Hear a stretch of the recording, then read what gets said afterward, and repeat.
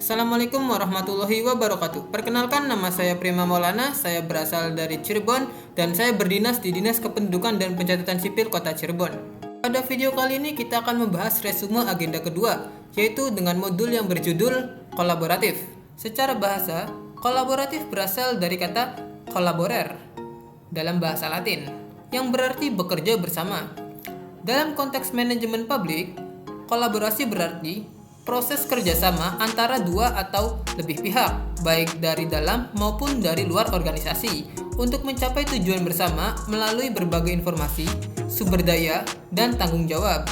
Kolaborasi itu berbeda dengan koordinasi atau kerjasama. Koordinasi itu artinya pembagian tugas agar tidak tumpang tindih. Sedangkan kerjasama itu artinya bekerja bersama dalam satu kegiatan. Dan untuk kolaborasi itu artinya menyatukan sumber daya, ide, dan keputusan bersama. Walaupun ketiganya sama-sama untuk mencapai satu tujuan tertentu. Yang menjadi landasan hukum kolaborasi tertuang pada Undang-Undang 1945 pasal 33 dan 34 yang berbunyi menekankan semangat gotong royong dan kerja bersama untuk kesejahteraan umum. Kemudian ada pada Undang-Undang Nomor 23 Tahun 2014 yang berbunyi mendorong kerjasama antar pemerintah pusat dan daerah serta dengan pihak ketiga. Kemudian ada Undang-Undang Nomor 30 Tahun 2014 yang berbunyi mengatur koordinasi dan kerjasama antar instansi pemerintahan. Juga ada pada Perpres Nomor 68 Tahun 2019 dan SM Menpan RB Nomor 20 Tahun 2021.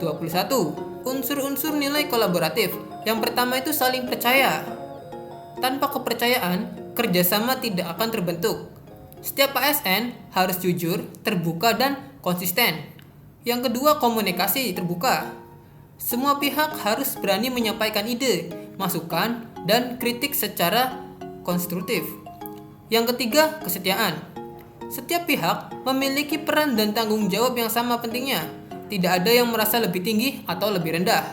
Yang keempat, tujuan bersama.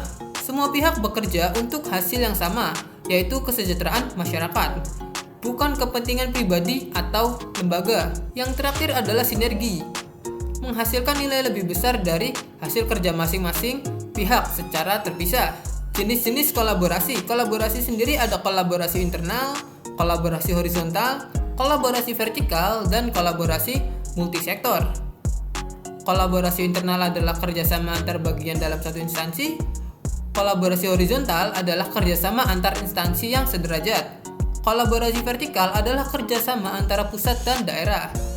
Dan yang terakhir, kolaborasi multisektor adalah kolaborasi antara pemerintah, swasta, dan masyarakat yang bekerja sama. Mungkin hanya itu yang bisa saya jelaskan tentang resume agenda kedua dengan modul yang berjudul kolaborasi. Kurang lebihnya mohon maaf dan terima kasih.